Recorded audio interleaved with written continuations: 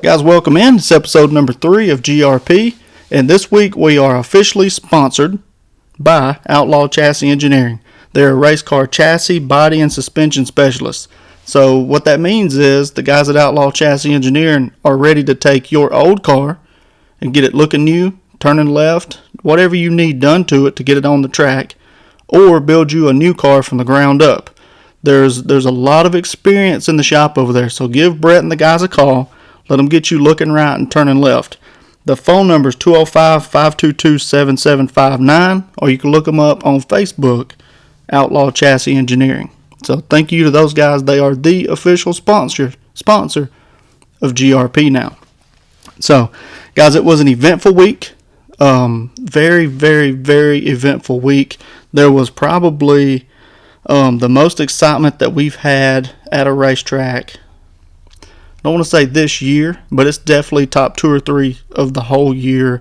There was cars that were thrown out with no protest in 2 different divisions. There was 2 laps to go, a spin out in the late model. We'll break that down for you. Two first-time winners. Heat races that turned out to be just some of the best racing that we've seen all year. And most likely there was some growth in some teams that you won't see fall back.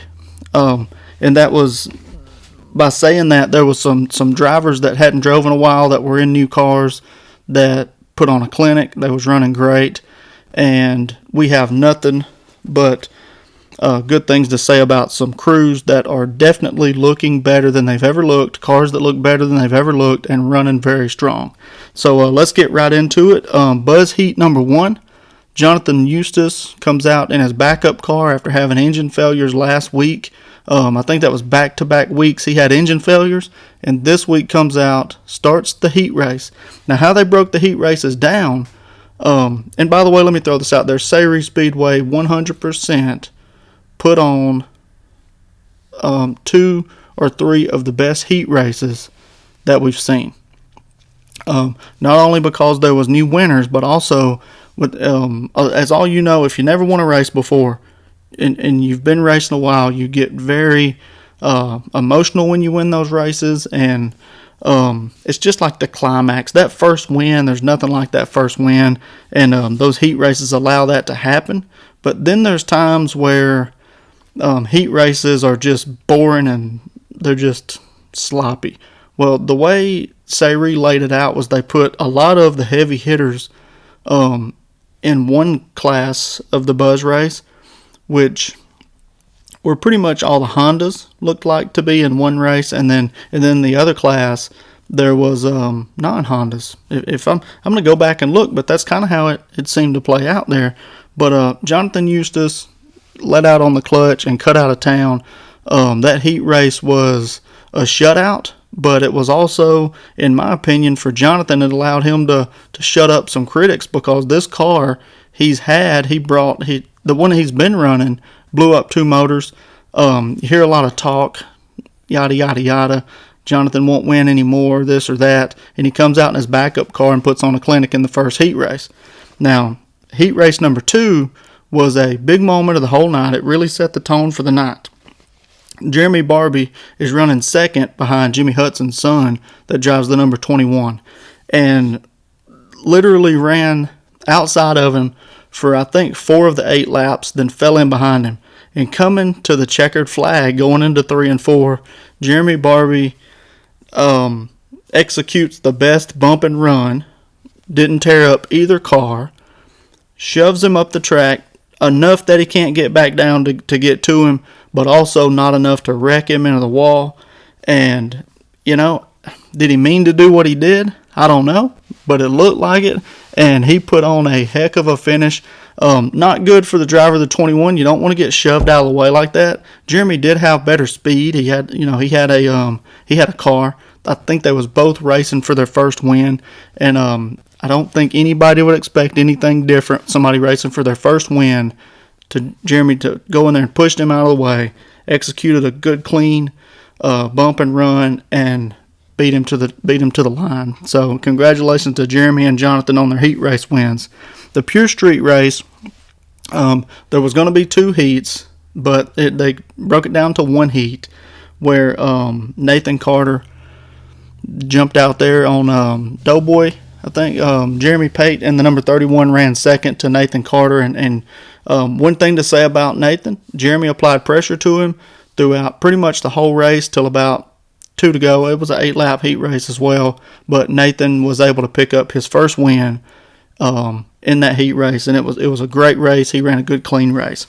So then we will get into what I would say was the best race of the night. Going back and watching the video, this is one of the teams I was talking about is going to be Joseph Allred and Devin Stanley. The 77 car, we won't even talk about last week, but the 77 car didn't look great. We will. It didn't look great last week, but now Devin's in there. He's in the 77. He starts, well, we'll restart the race. We'll go completely. I started on the inside pole. Danny Lane started on the outside pole. I beat him pretty much down the front straightaway, where then he does a move that we all do in a pony car and try to get the momentum, and comes in, and between me and Dad, going into 1 and 2, where, I don't know what happened from there. I just know I got spun out. I don't watch the video. I did not watch, or I wasn't able to see in the video what happened down there, but there was definitely contact between a couple of cars, and for sure the contact was between mine and his, and I got spun out. I don't even remember if he spun out or if he didn't. I'm not sure, but I do know that after or during the situation, there was contact from my dad in the 5 car, but it is a part of it. I've made that same move a couple times this year, and luckily was able to not wreck anybody or spin anybody out, but it happens, and I did spin off the nose of the 5 car. Happens.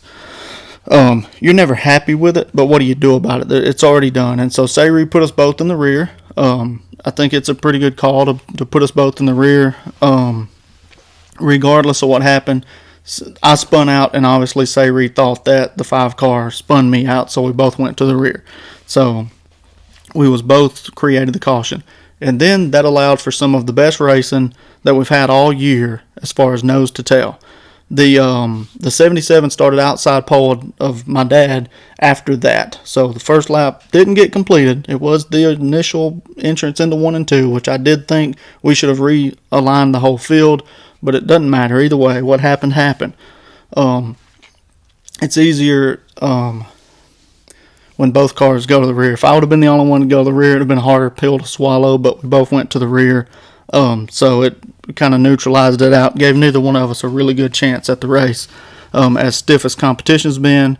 And then we had a little mechanical issue as we went on, and it would have probably been more embarrassing to get freight trained by 5 or 6 cars than it would have been to just get spun out and go the back. So either way, we wasn't going to win that race because the car fell off really bad. But so Devin gets a good start, hauls it into 1 and 2, passes my dad, gets out front, and holds on to it pretty good right there, where he just tells him the whole time. And it's almost to say that the 12 car seemed to pick up more steam than the 77 had after 4 or 5 laps. But Devin was running really good, and the car's unstable. It looks like the car's unstable through the corner, but I don't think the 12 ever touched him throughout the whole race. And then going into 1 and 2, 1 lap, 77 just, and I was finally close enough to watch them race some there. 77 kicks sideways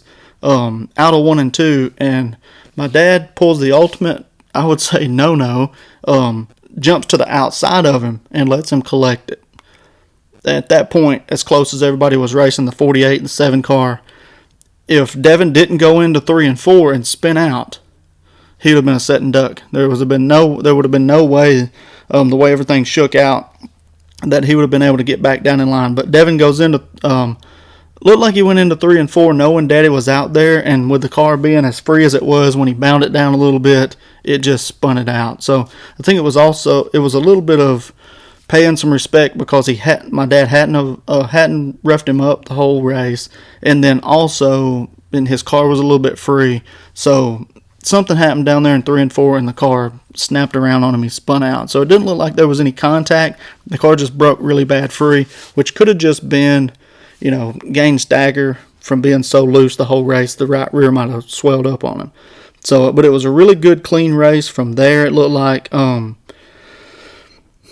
48 possibly got into the 12 a little bit throughout, but nothing, not enough to spin him out. I'm not sure how the shuffle happened, but the 7 car jumped in front of the 48, and at that point I thought I was going to be close enough to capitalize if those two would have got to racing, but that was within the last 2 laps, and we just couldn't do anything, couldn't pick up any speed.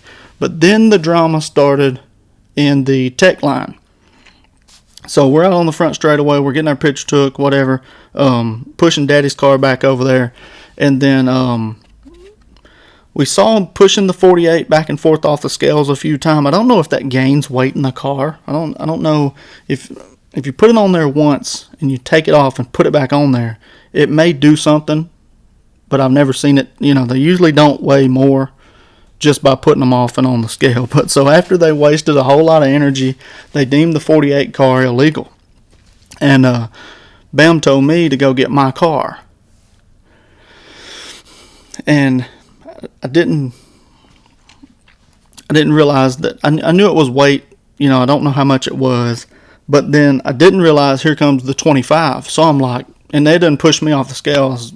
Hey, well, y'all better check your scales because my car weighs enough. I know it has all year. So, oh no, the 7 car is illegal too. So the 12 finished number 1.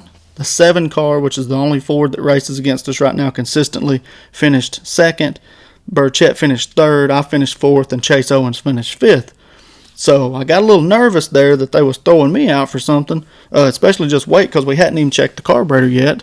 And but no, it was the 7 car. Now the 7 car was just, as he told me, a little bit illegal. So he had a enlarged carburetor. We'll call it that. He had an oversized fuel bladder. So he had too big of a carburetor. I knew he was cheating all year. He just hadn't got checked yet. He'll appreciate that. But yeah, so Bodie's 48 car with Brendan Burchett got tossed for weight, and the 7 car got tossed for an enlarged carburetor. Then myself, Chase, we checked out. Like we was fine. What I don't know is, I don't know exactly the size of the carburetor. They said it was just a little bit bigger. So 500 CFM, I speculate. I can't tell you the exact facts on that, and I don't know exactly how much weight that the 48 was short. I knew before the race at the tech line they had been weighing the car back and forth, checking it over there, and I did offer Brandon if they needed some weight. He said they didn't need any weight, so I just assumed that it was just they'd throw some gas at it and it'd be fine, but it wasn't fine. But so then we get into the Buzz feature where Jonathan Eustace gets out and wins him another race, followed by Jimmy Hudson and Chris, and then Trey in the 20 car. Now, Jonathan hadn't been strong in that backup car in the past, but I think the way he was driving the other one with the other car allowed him to recognize the speed in the other one and probably did some work to it and got it right. So he comes out and wins his heat and his feature. And then Chris gets thrown out. Chris Hill got thrown out also going across the scales because this is a hearsay. I don't know this for sure, but this is a hearsay from a valuable source, so I will say it, that Chris Hill put the extra 100 pounds in a spot that they told him not to. So they when they add the extra weight to the Buzz cars, they tell them to put them right of center and forward of center of the car. Well, he had put his, from my understanding, center line left and back. So to enhance the handling of the car with the weight is what I'm assuming is what they was throwing him out for. So that two classes back and forth that they tossed some cars out for. And as Bam told me when he sent me to get my car, there's no more mulligans, so it better be right. So he's fed up with having to chase, I'm assuming, attitude and people trying to push the line of things that are just obvious. So you better have your cars right when you roll across the scales and go through tech, because Bam is done with the mulligans. You get no more one-offs. So he definitely has had an eventful year, and he's had some first protest I've saw in a couple of years, other than at the big trot dog race a couple of years back.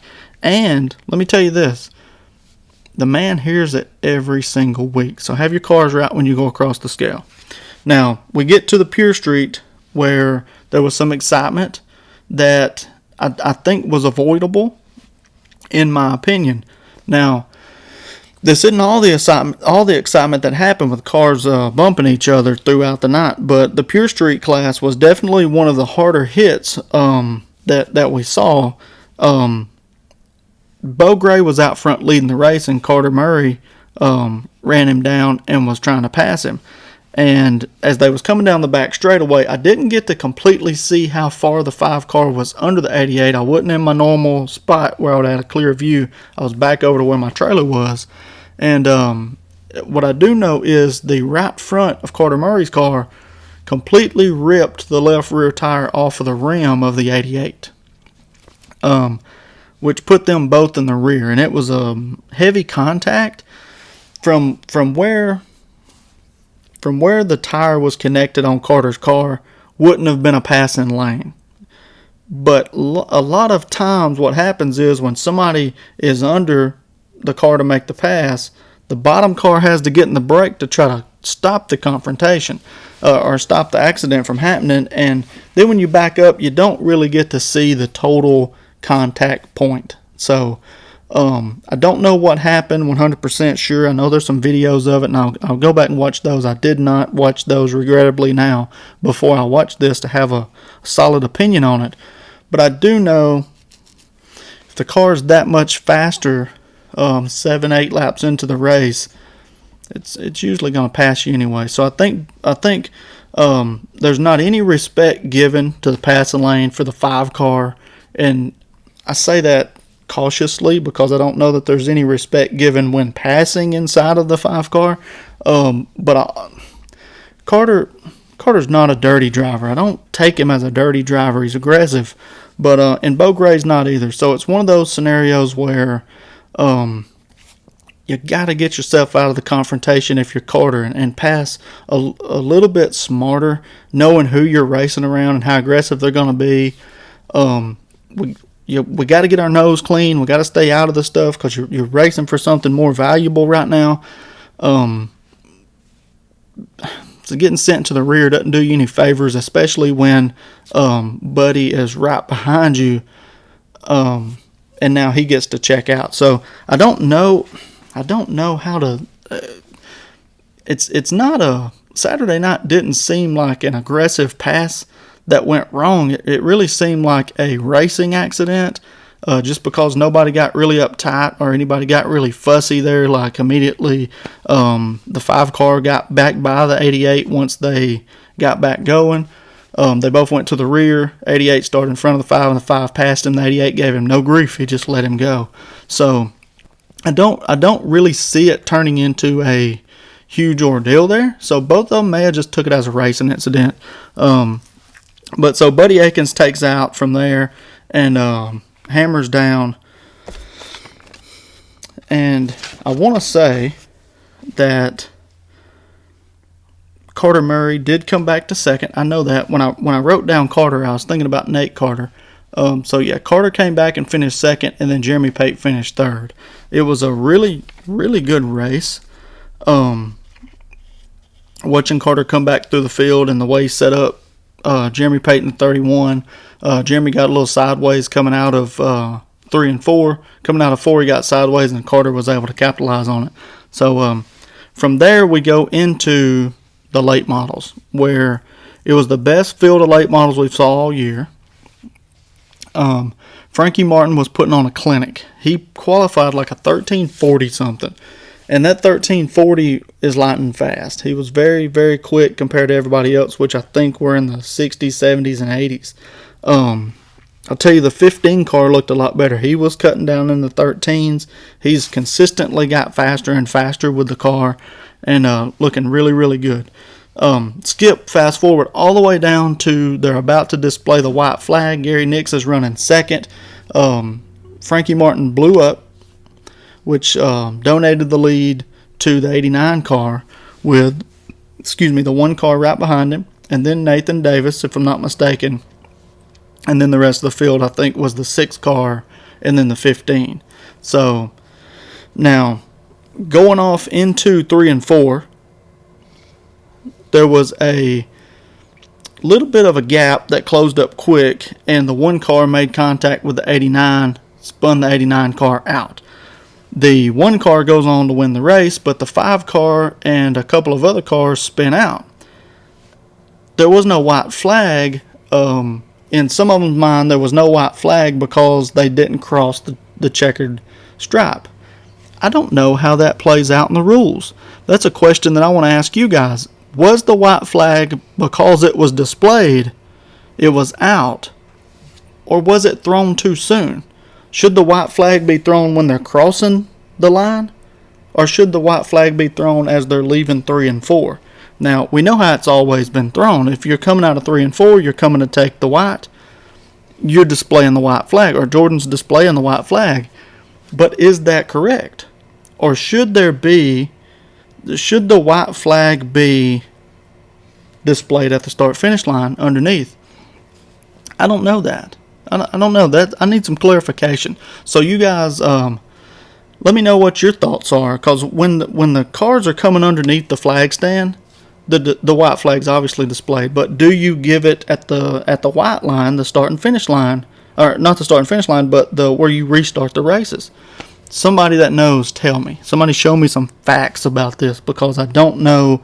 There was the caution, should have been the caution, before they crossed the stripe. So they was not on the final lap yet when the caution came out. So it's discrepancy there. The way the race played out, there was video. They went back. They gave Nathan Davis the win, threw Gary Nix out. The 89, it was 05-15-89. So they did wind up finishing third because of the way everybody spun out. He got back on and he got back turned around and came around and finished before they did. So little bit of discrepancy there. What actually is the call? When is the white flag displayed? I'm curious to know. Congratulations to Nathan Davis. Really good run. He was running strong anyways. Probably wasn't going to win the race because Mr. Nix and Mr. Hansen was the class of the field after Frankie had fallen out. As Frankie said, everybody else was racing for second. So, heavy statements coming from Mr. Martin. He's says he's waiting, from what I understand. He said on the, I didn't hear it exactly, but what he said at the stripe, getting interviewed one night, was he's hunting the one car. So, I take that to believe he wants Charlie Melvin and Billy to come back out with that one car and see if they can run with him. So we'll see how fast he is. I'm sure he's got another motor ready to drop in. And it was some pretty good racing. Now, the Road Warriors are getting petty. Everybody's visually inspecting and acting crazy. But Jerry James did win that one. Some of those cars are way faster than the other cars. What do you do? I don't know. They're supposed to be stock cars. I think they'll be just like every other class. Racers will be racers. They'll try to add and add and add and add all the way up until they get disqualified and knocked all the way back down. So it's pretty good racing. That's a good field of cars. It's definitely entertaining for the fans. If you're not sticking around and watching those Road Warriors, you need to be. So congratulations to Jerry James, Nathan Davis, Buddy Akins, Jonathan, my dad, and Jeremy Barbie, and also Nate Carter.